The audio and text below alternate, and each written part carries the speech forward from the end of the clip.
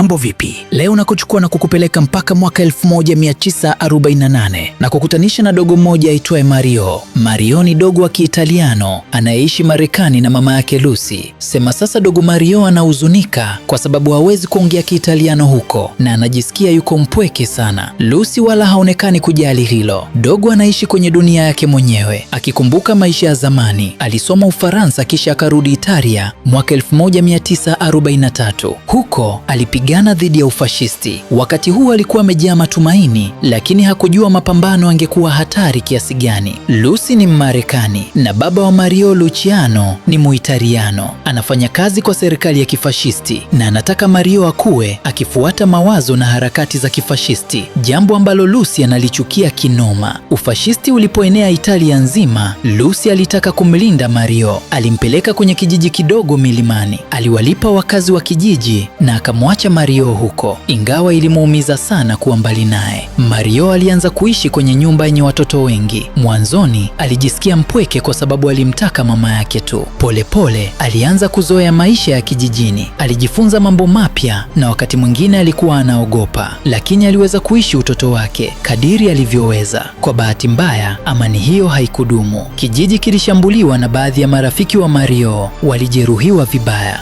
Vita vilienea kila mahali. Watu walimlaumu Luciano kwa kuunga mkono serikali ya kifashisti, lakini yeye hakujali hata kidogo. Mario alilazimika kuaga Lucy na Luciano, kwani Luciano pia aliondoka kwenda vitani. Muda ulipita na Mario hakusikia habari yoyote kutoka kwa mama yake. Watoto wengine walimdhihaki, lakini aliamini Lucy angerudi siku moja. Siku moja alimsikia mwanaume akisema Lucy alikuwa amekamatwa na askari na kupelekwa kwenye kambi ya Wajerumani ambayo ilikuwa kama hukumu ya kifo. Mtoto mmoja alijaribu kuficha habari hiyo, lakini Mario aliwasikia watu wazima wakizungumza na akatambua kuwa uwepo wake ungeweza kuwaweka wengine hatarini. Pia alielewa kuwa mama yake alikuwa katika hatari kubwa. Asubuhi iliyofuata, bila kuwaambia wazee, dogo aliondoka kwa siri kwa msaada wa marafiki zake kutafuta mahari salama zaidi. Maisha nchini Italia yaliendelea kuwa magumu zaidi, huku ufashisti ukienea kila mahali. Mario alilazimika kujificha ili asikamatwe na polisi. Baada ya kuishi mitaani kwa siku kadhaa, alidhoofika sana na akaishiwa nguvu kwa njaa. Siku moja, mwanamke mmoja aitwaye Isabella alimuona. Aligundua kuwa alikuwa na hofu na njaa, hivyo akamchukua kwenda nyumbani kwake. Alimpa chakula na akaelewa kuwa alikuwa ni mtoto tu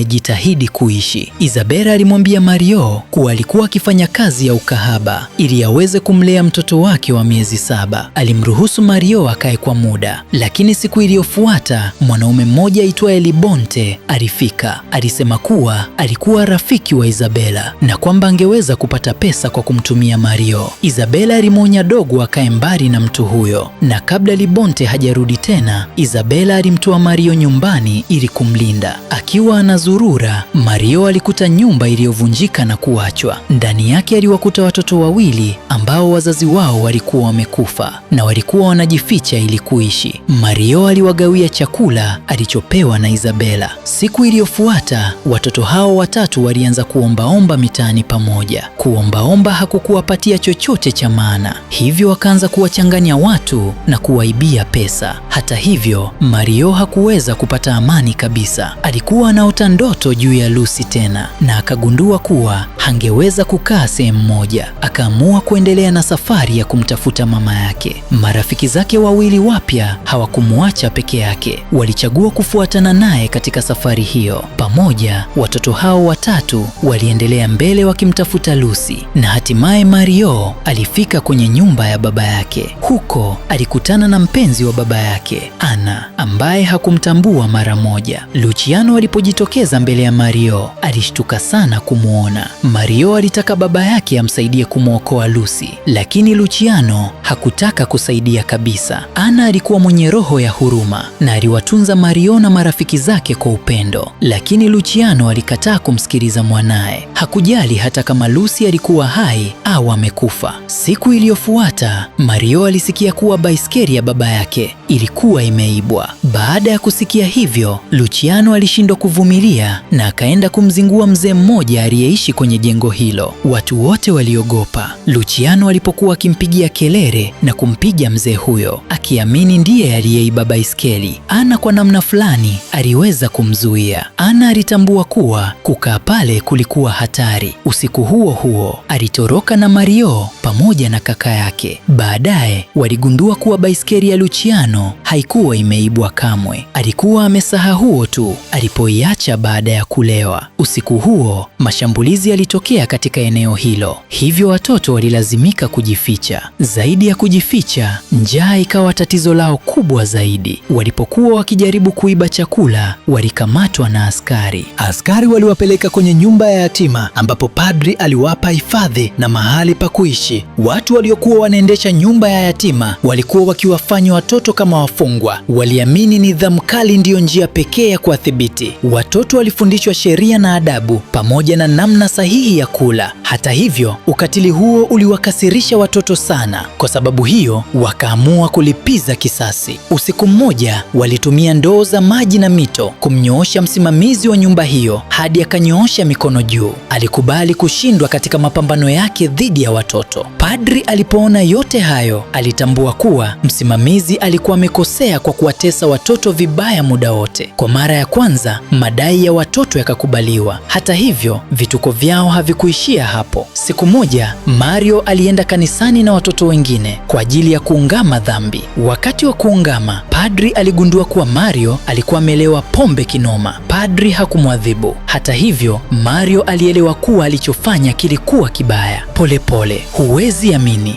Mario na Franklin wakaanza kupendana. Mario alimwambia Franklin kuwa alitaka kumwoa na kuishi naye maisha yote. Maisha katika nyumba ya yatima yalianza kuonekana kuwa yanaboreshwa. Padri pia alitambua kuwa Mario alihitaji upendo na subira, si hofu. Mario alimsikiliza kwa furaha, lakini muda wa siku chache mbeleni, nyumba ya yatima ilishambuliwa vibaya. Katika shambulio hilo, Franklin aliuawa. Mario aliumia na alivunjika kabisa moyo kwa kifo cha Franklin. Aliacha kula na kunywa kwa sababu ya udhaifu. Aliugua sana. Pia aliacha kuzungumza na mtu yeyote. Siku moja, padri alimleta mama yake Mario, Lucy, mbele yake. Mario alikuwa amefika mwisho wa safari aliyokuwa ameanza. Hata baada ya kukutana na Lucy, furaha yake haikurudi. Muda ulipita na baada ya miaka kadhaa, Mario na Lucy waliacha nchi hiyo pamoja na maumivu yake. Baada ya mapambano mengi, walihamia Marekani. Huko walikutana na Edward na mke wake Sarah ambao walitarajiwa kuishi nao. Edward aliwapeleka kwenye eneo ambalo watu wa mataifa mengi waliishi pamoja. Mario aliona sehemu hiyo mpya pamoja na watu wake kuwa ya ajabu. Hii ilikuwa kwa sababu utoto wake ulikuwa umejaa mateso. Tabia ya Mario ilikuwa tofauti sana na watoto wengine. Lucy hakupendezwa na baadhi ya tabia zake. Hata hivyo, Edward alijitahidi kumfanya Mario ajisikie vizuri. Lucy hakuweza kumweleza Mario kile kilichomtokea katika kambi ya mateso. Mario alikuwa bado mdogo sana kuelewa hisia zake mwenyewe. Kwa yeye, chakula kilikuwa njia pekee ya kuonyesha hisia. Kila alipohisi jambo fulani, alifikiria kula. Mario alikumbushwa kuwa vita ilikuwa imekwisha. Aliandikishwa shule. Kuanzia siku ya kwanza, alihisi kuwa alilazimika kuacha utambulisho wake wa Kiitaliano na kuishi kama Mmarekani. Shuleni, watoto wa Kimarekani walimcheka kwa sababu alikuwa Muitaliano. Kutokana na hilo,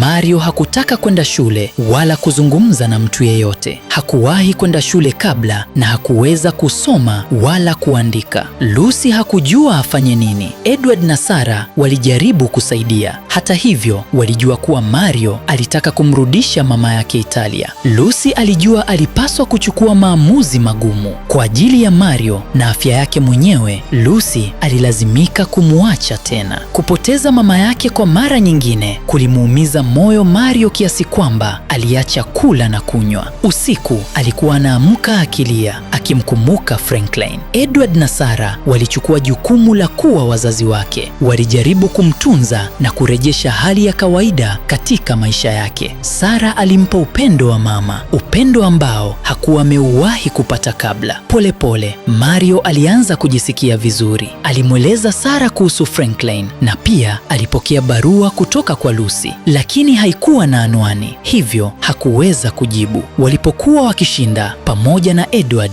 Mario alijifunza mambo mengi kuhusu kazi na maisha, lakini pia alitumia baadhi ya aliyojifunza shuleni kulipiza kisasi kwa wengine. Alishinda mapambano hayo madogo, lakini kama adhabu alilazimika kutembea kwa miguu kutoka shule kila siku. Watoto wengine walimcheka kwa hilo, lakini msichana mmoja aitwaye Shailey alianza kumpenda. Kutembea kila siku kulimfundisha Mario nidhamu na akaanza kuzingatia masomo yake. Siku moja Lucy alirudi, lakini alikuwa hayuko vizuri kiafya. Alikuwa amelazwa hospitalini akipambana na msongo wa mawazo na afya yake ilizidi kudhoofika kila siku. Kumuona mama yake katika hali hiyo kulimfanya Mario alie, lakini hakujua jinsi ya kumsaidia. Lucy alikuwa na sanduku lenye barua na picha, lakini Mario hakulifungua kamwe. Shuleni Mario pia alipata matatizo. Mvulana mmoja aliendelea kumsumbua, lakini ni Mario ndiye aliyeadhibiwa. Hatimaye alifukuzwa shule na akaambiwa kuwa lazima afuate sheria kama anataka kufanikiwa. Tabia yake ikawa ya fujo, hivyo Edward akaamua kumpeleka kwa mwanasaikolojia. Baada ya vipimo na mazungumzo, mwanasaikolojia aligundua kuwa Mario alitaka kuishi kwa uhuru bila sheria, lakini akili yake ilikuwa imeathiriwa sana na vita na maisha ya zamani. Alipendekeza Mario aanze kufanya kazi badala ya kwenda shule. Edward na Sarah waliona wazo hilo ni la ajabu na wakalifanyia mzaha, kisha wakamrudisha Mario shuleni. Sarah alibishana na mkuu wa shule akisema mtoto aliyenusurika vita peke yake alikuwa na nguvu kuliko mtoto wa kawaida. Kuanzia siku hiyo, Mario alianza kuwakubali Edward na Sarah kama wazazi wake. Alijiunga tena na shule na akaanza kuishi kama mtoto wao. Hasira zake ziliendelea kujionyesha kwa kiwango kidogo, hivyo Sarah alimhimiza ajikite kwenye michezo. Mario alijiunga kwenye mchezo wa mieleka ambao ulimsaidia kujifunza nidhamu na kudhibiti hasira zake. Kwa msaada na moyo wa Lucy, kujiamini kwa Mario kuliongezeka. Kadri muda ulivyopita, alibadilika kuwa bora zaidi na watu waliomzunguka pia wakabadilika. Mvulana aliyewahi kuzurura peke yake mitaani nchini Italia, hatimaye alipata nguvu kupitia upendo wa mama yake. Baadaye alikuja kuwa mwanasayansi mashuhuri na akashinda tuzo ya Nobel mwaka 2007. Na hapo ndipo unakuwa mwisho wa mzigo wetu. Nikukumbushe tu kubonyeza subscribe button ili ujiunge na familia yetu kubwa, na turn on notification bell ili uwe unapata taarifa kila tunapoweka story mpya. Tukutane kwenye mzigo unaofuata ambao ni mtamu kinomanoma, utakao kusisimua mwili na akili, zaidi ya demu kali, zaidi ya chips zege na zaidi ya mipinduko mzee. Yes. Kila movie ina story yake kali sana. This is 4Flix. Mpaka wakati ujao. Chao chao.